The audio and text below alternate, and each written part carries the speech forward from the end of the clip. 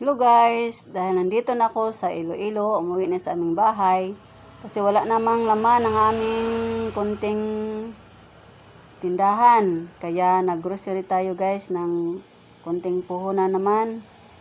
Ito, nagbili na ako sa supermart sa Hibawaan. 2 basket, mga konting grocery para may benta naman tayo sa ating tindahan. At syempre, konti-konti lang ang kinuha ko para dami tingnan, daming i-display. Kaya ito guys, nagbili ako ng mga 4 lang kapiraso, mga chichirya, saka mayroong biskwit. At pagkatapos ko bayad sa counter, sa cashier, hinatid ako ng baggage boy sa labas. At pinasakay ako sa tricycle, nag-ako para ako ng tricycle para sa diretso sa bahay namin. At ito guys, konti pang laman.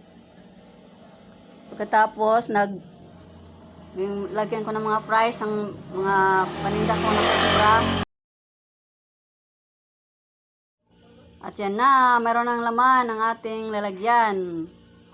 Mayroon na tayong mga habon, mga powder, kape, gatas, at mga biskwit, mga chichirya.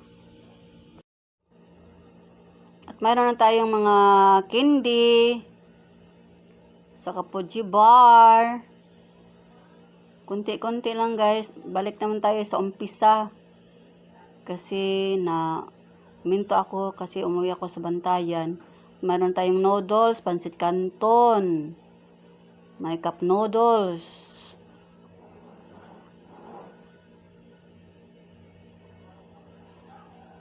Saka mayroon tayong konting swakto nga soft drinks. Ito, puno ng ating lalagyan naman guys.